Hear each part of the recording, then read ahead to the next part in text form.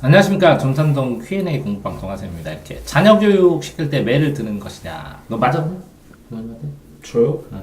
딱 한 번밖에 없어요. 오, 짱이다. 봐. 너는? 여러 번 맞았대. 네. 자, 8살 아이인데 말을 너무 안 들어요. 매를 들어본 적이 없는데 매를 드는 건 어떤가요? 첫 번째. 자, 8살 아이니까 국민이고 아빠가 군주입니다. 그랬을 때 계약에 의해서 매를 때려달라고 8살 아이가 얘기했나요? 아니요. 아, 그런데 우리가 태어날 때 계약에 의해서 정부에서 나는 대한민국 국민 할래요 하고 계약했나요? 아니요.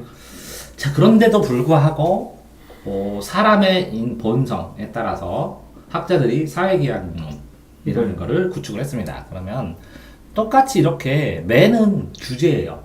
법률이에요.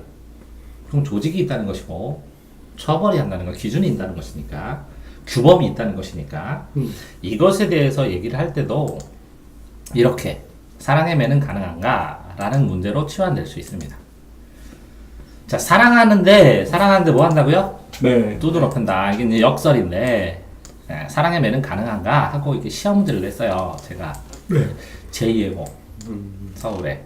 선생님 뽑을 때. 그래서 음. 시험 문제 출제하고. 근데 이걸 출제하는데 되게 고민을 했어요. 네. 논술을 많이 했는데, 뭐 교육학을 전공한 것도 아닌데 선생님들에게 뭘 낼까 그러느라고 교육학, 교대에서 배우는 중간고사, 기말고사 10년치를 다 1, 2, 3, 4학년을 다 조사하고 교육학 전공하는 사람들이 선생님 대우비에서 되는 학원과 관련된 자료를 다 검색하는데 이게 2달이 걸렸어요. 작정하고 일부러 공부를 했어요. 왜 그러냐면 교육학을 전공 안 했으니까 나 나름대로 야매라도 공부를 해야 되겠다 생각해서. 네. 그래서 6문제를 냈는데 그 6문제 출제한 것 중에서 이 문제가 없더라고요. 교육학의 양대 축이 인성론과 양육론이에요. 이거를 선천설이라고 그러고 네. 타고난 이거니까 그렇죠. 이거를 후천설이라고 그러고 이 두 개의 균형을 어떻게 잡느냐가 교육학의 큰 축이에요. 2개 축. 그래서 보니까 사회계약론처럼 성선설에서는 선하니까 딱 때리면 안 돼요. 본성이 선하니까.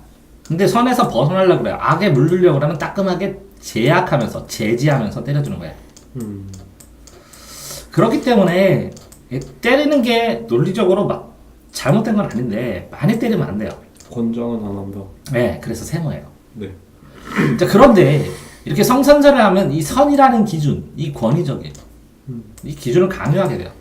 그러니까 권위가 살아있으면 아이가 맞아준다고 하면 때릴 수도 있는데 네. 아이가 권위를 모르거나 권위가 뭔지 그러니까 아빠의 권위가 있으면 아빠를 존경하고 무서워하기 때문에 말을 잘 듣는데 권위가 무너졌거나 아니면 권위를 느끼지 못하는 상황에서는 때리시면 안 돼요. 이 권위를 기준이 강요가 아니라 동의가 될 수 있도록 이해를 시켜야 돼요. 그게 첫 번째 조건이에요. 성선설. 이해됐나요? 네. 두 번째 성악설. 성악설은 악하기 때문에 사람은 패야 되는 존재예요. 많이 팰수록 뭘 어떻게 돼요? 악이 드러나지 않고 잠재되기 때문에 네. 체벌을 자주 해도 상관없어요. 체벌이 교육의 당연한 도구예요. 이거는 예외적인 도구고. 자, 그렇기 때문에 이 체벌이 상습화될 수 있어요. 이해되세요? 네. 그런데 이렇게 악하게 물든지 악에 물든지 않게 제약하면서 선에 이르는 게 성선설이고 성악설은 악이 드러나지 않는 자체가 선이에요. 자, 백지설 같은 경우에는 백지처럼 하얀해요. 성무성악설이라고 해요. 선하지도 않고 악하지도 않고. 그러면 환경 조성을 주변에서 한 것이고 주변의 탓이에요. 애 탓이 아니라고.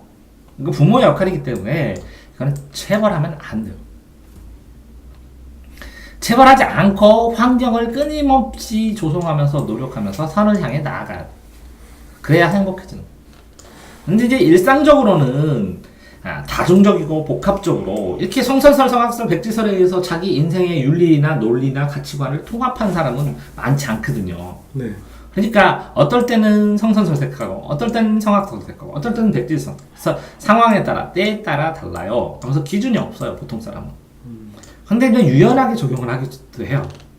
그런데 상식적으로 저건 폭력이다, 저건 사랑의 매다, 사랑이다 라는 것은 사람들도 어느 정도는 동의하죠. 애매할 때가 문제지만. 네. 그러니까 매를 대는 데는 다른 매는 안 되고 사랑이 가비하는 순수한 교육적 목적으로 첫 번째는 교육적 목적이어야 되고 두 번째는 애한테 충분히 이게 교육적 목적이라는 거 잘못했다는 걸 설명이 된 상황이어야 돼요. 애가 이해를 한 상황에서 세 번째는 그래서 해처리를 딱 정식으로 사고 아무거나 들면 안 되고 그죠? 네. 딱 형식을 갖추어서 때리고 그리고 이 때린 것이 사랑이 그러니까 체벌이 사랑이라는 걸 알 수 있도록 때린 이후에 사후 처리 그 마음에 대한 상담까지도 다 따뜻하게 안아줘 맛있는 거 사줘 해야 돼요. 이 단계를 다 거쳐야 돼요. 그런데 이제 현실은 그러니까 어떤 사람이 성선설이에요. 그러니까 성선설인 경우에 보통 방임을 많이 해요. 방임을 많이 하고 그냥 두기는데 두다가 알아서 크는데 너 그딴 식으로 하면 안 되지 하고서 기준을 딱 정해서 이거는 이렇게 해야 된다고. 그러니까 전통과 새로운 후임들이 충돌할 가능성이 굉장히 많은 방식이에요. 매를 댈 때도. 그런데 이제 옛날에는 이제 성선설이 많이 초점을 댔었죠. 육아 쪽으로 해서. 근데 사회가 혼란하고 사회에 계속 피해를 받은 부모들은 성악설 초점이 많아요. 악이 자라요. 그러면 악을 드러내요, 부모가. 그러면서 아이의 악을 잠재우면서 너는 악을 드러내지 말라 하면서 두드러 패요. 아무거나 패요. 상습적으로 패요. 그 맞는 애는 또 때려요. 자, 그래서 이 성악설의 유전자, 매의 유전자는 유전돼요. 그래서 맞고 큰 아이는 때려요. 집에서 맞고 큰 아이는 다른 아이들도 때려요. 자, 이렇게 성선설로 때렸을 때 너 딱 한 번 맞았다고 했잖아. 네. 그 기억 따끔하게 정말 사리분별을 못했을 때 이건 사랑을 통해서 교육, 이해를 못하는 상황이 발생하잖아, 아이가. 네. 그러면 따끔하게 한번 딱 때리게 형식을 통해서. 근데 형식을 애가 이해를 못해. 그럼 진짜 진정한 교육적인 마음으로 딱 한 번, 많아봐야 2번 이상을 못 때려요. 이해됐나요? 네.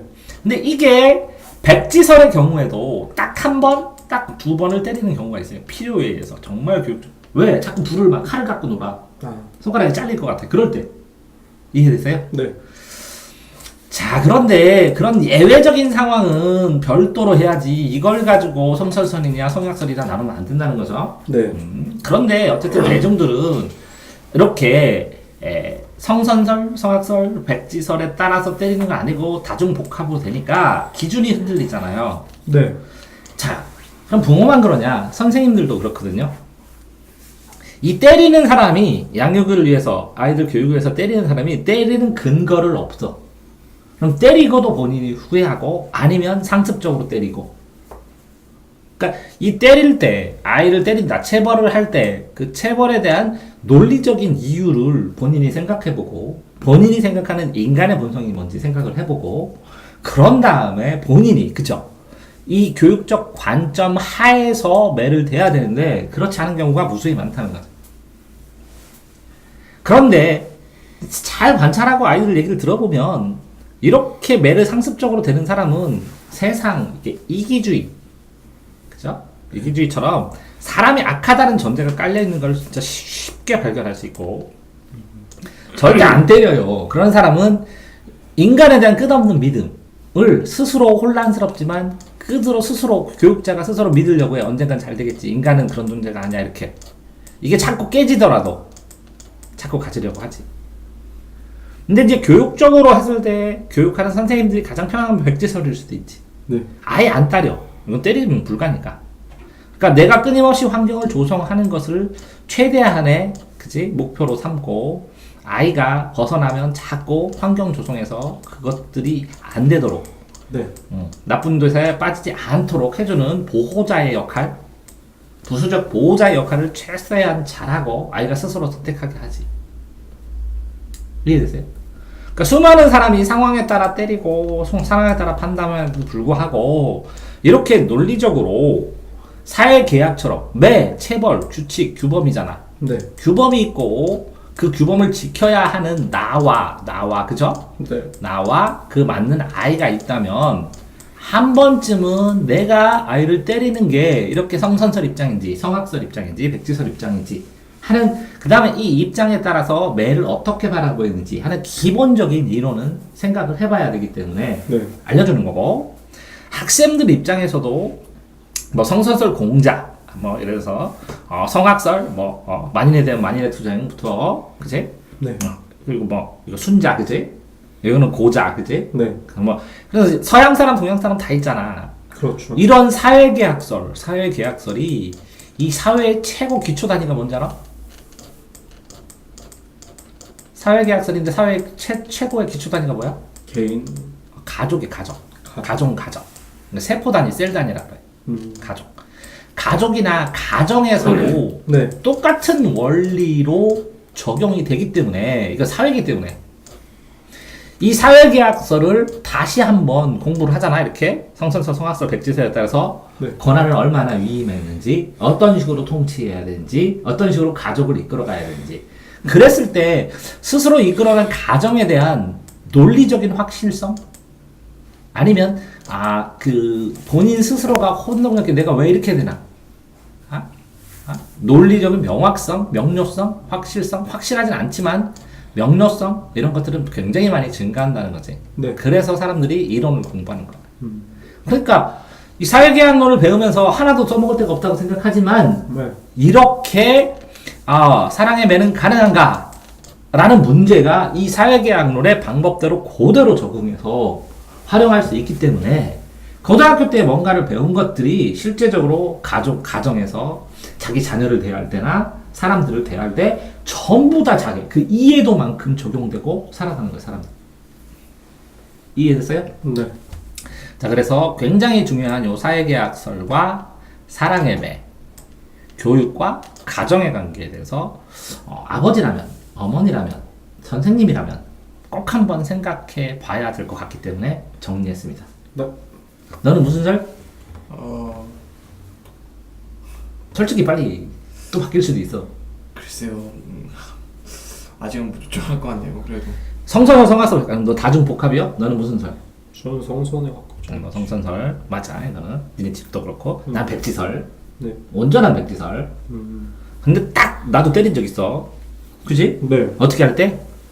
이 환경인데 애가 좀 때려달라고, 그지? 네. 난 안 맞으면 내가 정신 못 차릴 테니까 따끔하게 기억나게 때려달라고 했을 때만 때려준 거지. 네. 이거는 내가 때린 게 아니야. 내가 도구가 된 거야, 그냥. 이해됐죠? 네, 이해됐습니다. 이 정도로 사랑의 매에 대해서 생각해 봤습니다. 동아쌤입니다.